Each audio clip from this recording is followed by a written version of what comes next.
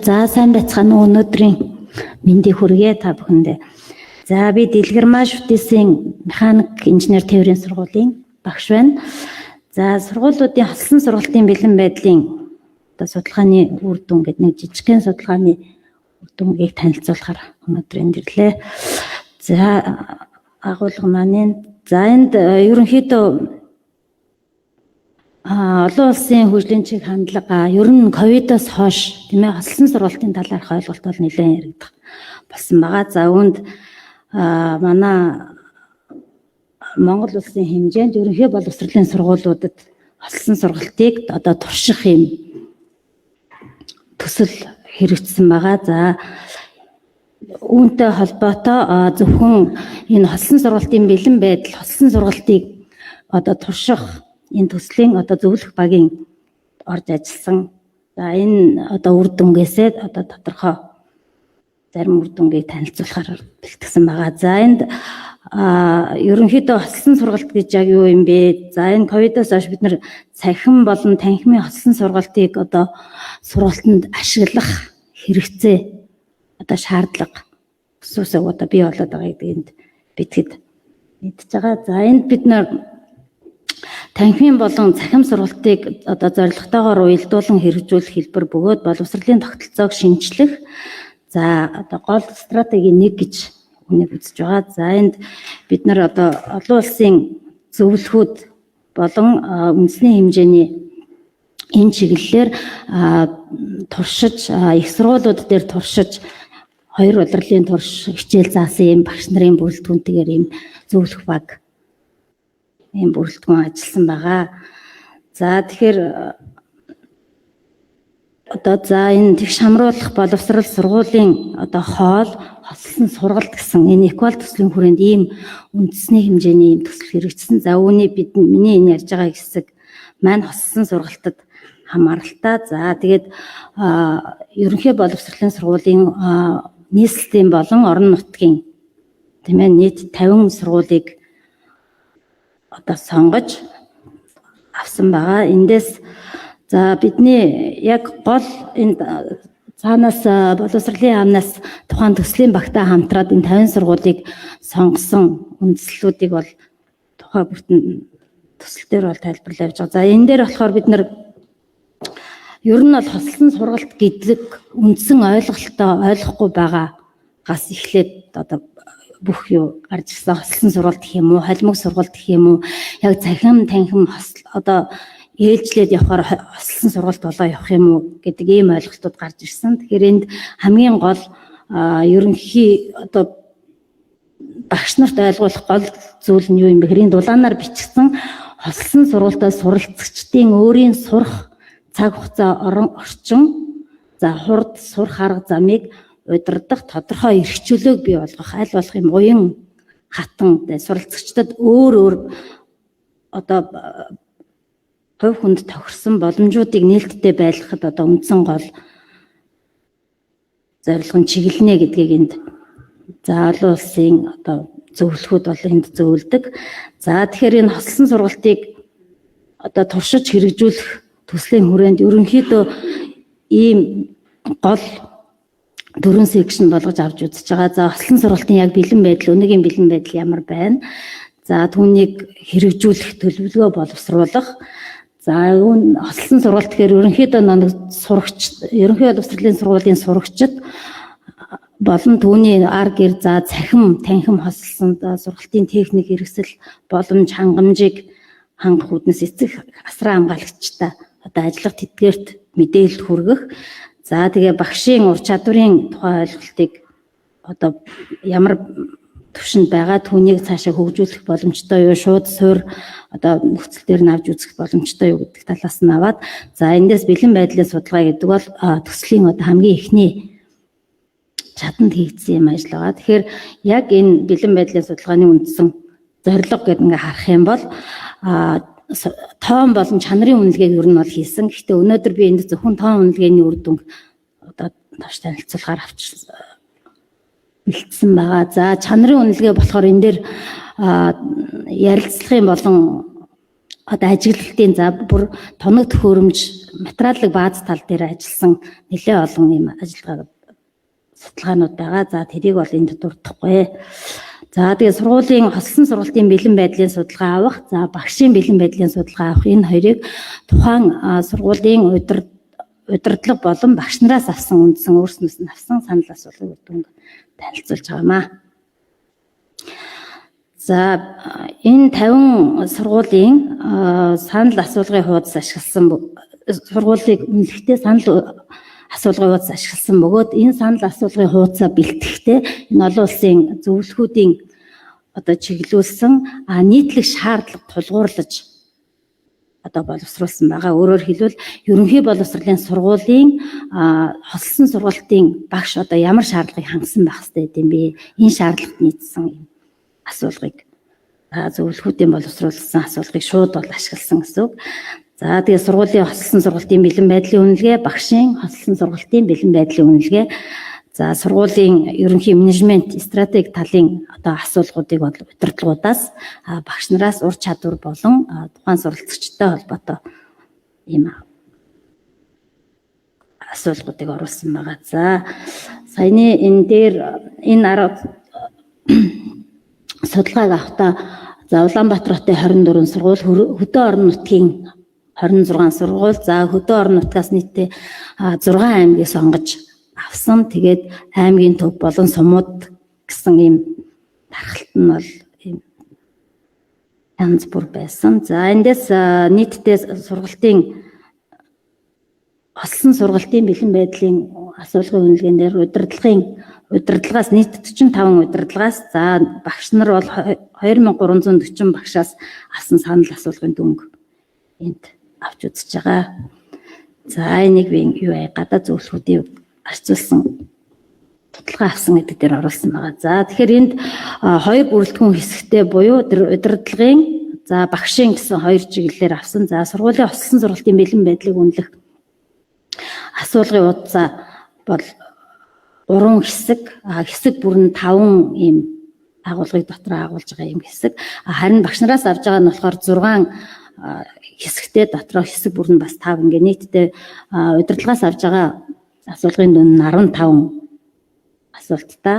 Багшийнх болохоор 6 хэсэг буюу 5 гэхээр 30 асуулттайгаар ингэж боловсруулсан ийм асуулга бэлдсэн байсан. За тэгэхээр эндээс тухайн багшийнх ч юм уу сургуулийн бэлэн байдлын үнэлгээнд дээр удирдлага багшийн зүгээс авж байгаа энэ асуулгын дүн дээр олсон сургалтын багшийн ур чадвар гэдгийг тэр нийтлэг шаардлагатай гол ур чадваруудыг энд тулгуурлаж асуулгуудад оруулсан байсан. Тэгэхээр энийг яг багшийн ур чадвартай гол нь ямар үзүүлэлтүүдийг авч үздэг юм бэ гэдгийг энд оруулж тайлбарласан байна. За энд болохоор олсон сургалт бол өөрөө онлайн интеграц байх хэрэгтэй. За тэгээ дата өгөгдлийн хэрэглээ хувь хүнд чиглэсэн суралцгуу онлайн харилцаа гэдгийг гол тулгуур болгож авна. За энд мэдээж суур нь бол хамгийн гол зүйлийг олон улсын төр зөвлөхүүдийн чиглүүлж бидэнд зааварлаж байгаа гол үндэс нь болохоор хандлага бол ер нь хамгийн гол суур шүү гэдгийг энийг бүр онцгойлж тайлбарлаж ирсэн. Яагаад гэвэл энэ тухайн сургалтанд оролцож байгаа субъектүүд өөрснөө багш, сургууль, удирдлага, эцэг их талаасаа эдгээр өөрөө хандлага нь зөв нэг юм цэг дээр бүгд ойлголт нэг байжээж энэ дээр үр дүн гарах юм аа. Тэгэхээр бараг технологийн ур чадварын бас илүү хандлага нь нэгдүгürt байх шүү гэдгийг онцгойлж энийг бас тайлбарлаж ярьж байсан юм аа. За энийг ерөнхийдөө багшийн ур чадварыг дээшлүүлэх шаардлага байсан. За энэ гол юм дээр тэгэхээр энэ дээр бэлэн байдлын үнэлгээгээ олсон сургалтын багшид байх чадварт нийцүүлж үнэлгээний даалгаврыг гаргасан гэдгээ тайлбарласан. За тэгэхээр яг энд удирдлагаас авсан юу нь болохоор стратеги, бүтэц, менежмент дэмжлэгийн чиглэлийн 3 хэсэг болгож авсан бол багшийнх бол ийм 6 чиглэл нь ийм чиглэлээр авсан байгаа.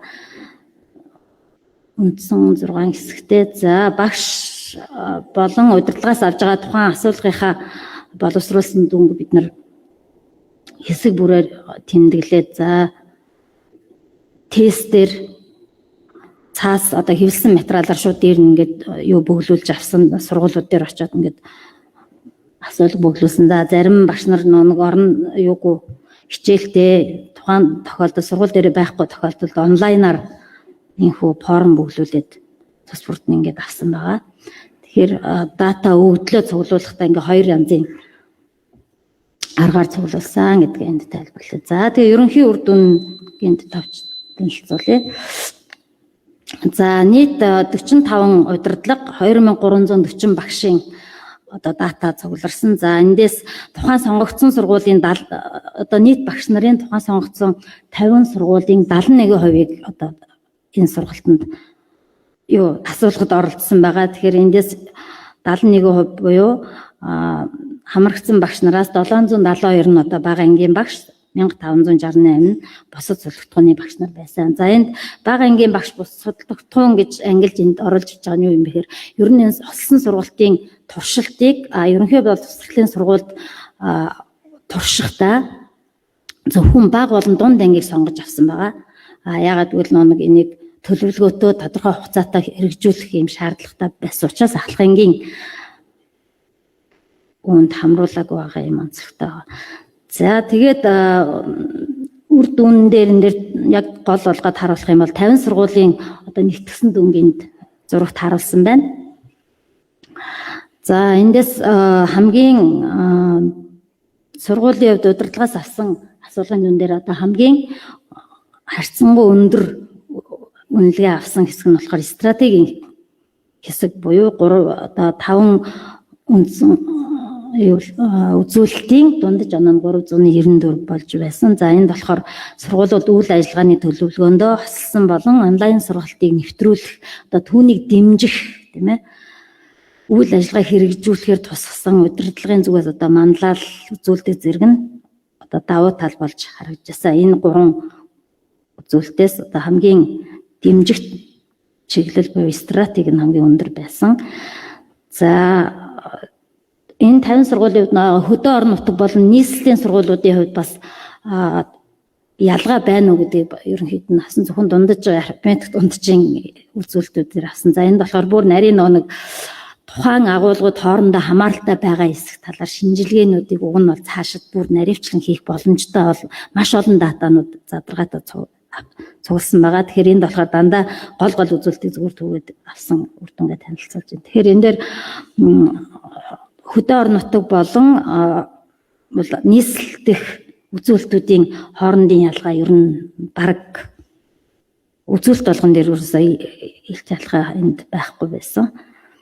За тэгэхээр дараагийн багших болохоор нөгөө 6 чиглэлийн 30 асуулт гэдэг. За энэ дээр болохоор дижитал ур чадварын дундаж оноо нь харьцангуй өндөр 4.4.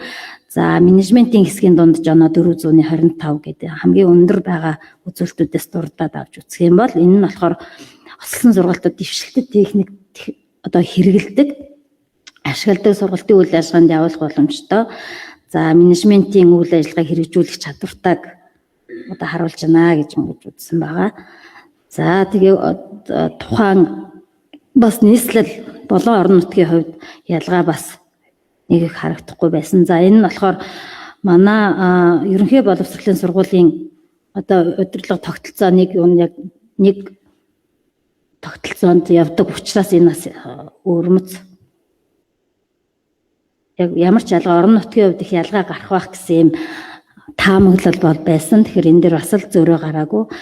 За эндээс энэ олон юунуудаас гол болгоо харахаар шинэ арга зүйг нэвтрүүлэх дэлхийн хөгжлийн чиг хандлагыг хүлээн зөвшөөрч байгаа нь энэ үнэмшлийн хэсгийн дундаж оноо өндөр байгаагаас хамгийн гол параметр харагдаж байгаа. Яагаад гэвэл энийг хэрэгжүүлэх боломж байна. Бид нэр техник ур чадварыг хэрэглэх одоо чадвар байна. Өөрснийгөө багш нар өөрснийгөө өөрийн үнэлгээ өгж байгаа хэсгээр одоо ийм өндөр дүн одоо ихтгэл үнэмшилтэй байдал бол анзаарагдсан.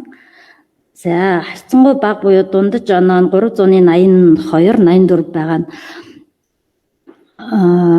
за Пирсон идүүтэн за үндэсний хэмжээнд одоо хэрэгжээд явж байгаа хөтөлбөрөд зорилттой ангиудад хэрэгждэг өгөөд удирдлага менежментийн системүүд одоо бага ашиглаж байгааг энд харуулсан. За жишээ болгоод энэ дээр гол зарим одоо өндөр маш бага гэсэн юунуудаас ялгаж аваад энэ дээр хамгийн багаас захин технологи вебсайт платформуудыг удирдах ажиллуулах шаардлага бол өндөр байна. 365 гэдэг энэ дээр одоо технологийн ур чадвар дээр гарсан байна. За ихтгэл үнэмшил дээр бол хэсгийн харьцангуй бага гарч байгаа 3 зүйл нь болохоор тухайн онлайн орчинд хилцүүлэг өрнүүлэх юм боломж юу нь бага байдаг. Үр дүнтэй гэдгийг ерөөсөө хамгийн бас багаар энэ хэсэгт байгаа 5 дотроо 3 баг дээр нь энэ дээр байж байгаа. За технологи ашиглахгүй сургалт явуулахаас илүү үр дүн бий болгож чаднаа гэдэгт бас итгэл үнэмшил бага байна. Тэгэхээр энэ бол хэрэгцээ шаардлага байгаа гэдэгт итгэл үнэмшилтэйг бас давтаж харуулж байгаа гэж үзэж байна. За өгөгдлийн хэрэглээ гэдэг дээр болохоор онлайн үнэлгээний хэрэгсэл ашиглаж одоо шалгадаг юм маш харьцангуй бага байна гэсэн юм үнэлгээг гаргасан байна. За энэ хамгийн хувь хүн чиглэсэн хамгийн өндөр байгааг түрүүн тайлбарласан. За тэгэхээр эндээс олсон сургалтын багшид тавьж байгаа ур чадвар, чадамжийг үнэлэх үнэлгээг одоо 2340 багшийн хувьд ингээд аваад үзэх юм бол за хамгийн өндөр хувьтай нь болохоор технологийн ур чадвар ер нь харьцангуй гайгүй гэж өөрснөө үнэлсэн байх нь. За тэгээд захим харилцаа бол харьцангуй гайгүй өндөр гэдэг нь болохоор одоо менежмент энэ 3 дээр ер нь бол дахин суралцах шаардлагатай гэдэг нь одоо байж байгаа ч гэсэн харьцангуй өндөр ийм 3 гарсан байгаа. Тэгэхээр энэ тухайн багш нарыг энэ бэлэн байдлын судалгааг аваад багш нарын ур чадварыг сайжруулах сургалтыг бол зохион байгуулахад энэ дата өгөгдлийн үр дүн бид нар ашигласан байгаа. За дүгнээд ярихад нийт 145 удирдлага 2340 багш одоо нийт 50 сургуулийн хэмжээнд ийм дата цуглуулсан байгаа. За эндээс багш нарын технологийн хэрэглээ, цахим харилцааны одоо чадварын хувьд харьцангуй сайн. За хослолсон сургалтын ач холбогдлын талаар хандлага бол эерэг. За сургалт болон өвдөлт суурилсан сургалт болон хувь хүн тохирсон сургалтын арга зүй харьцангуй сул тал одоо ажиглагдсан. За энэ болохоор зорилттой мэргэжлийн хөгжлийн хэрэгцээ байгааг бол илэрхийлж байгаа. За эндээс анхаарах шаардлагатай зүйлүүдийг явал түрүүн бас ярьсан байгаа юм тийм ээ. Вебсайт платформуудыг удирдах ажиллуулах. За суралцагчдын одоо явцыг үнэлэх тогтмол онлайн үнэлгээний хэрэгслийг одоо шалгадаг гэсэн асуулт дээр хамгийн бага үнэлгээ өгсөн бөгөөд энд болохоор багш нарын хувьд компьютер техник хэрэгслийн дутмаг байдал, интернетийн сүлжээ муу тийм ээ, хичнээн орон нутаг нийслэлийн хооронд ялгаа байхгүй ч гэсэн яг интернетийн чанарын асуудал бас нэлээд асуудалтай энд ажиглагдчихсан. За танхим төвтэй явагдаж байгааг ерөнхийдөө одоо байгаа нөхцөл байдал ийм танхим төвтэй л ер нь сургалт явагдаж идэг гэдгийг онцлог тэмдэглэсэн байсан.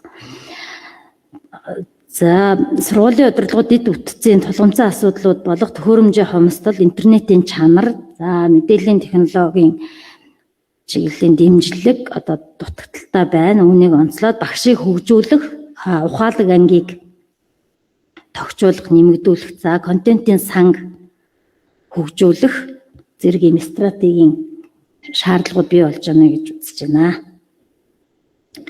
За ялангуяа өгөгдөл суурилсан болон хувь хүн тогтсон чадамжид суйрлан сургалт зохион байгуулах шаардлага бол үүсэж байна гэж үзэж байна. За анхаарал тавьсанд баярлалаа.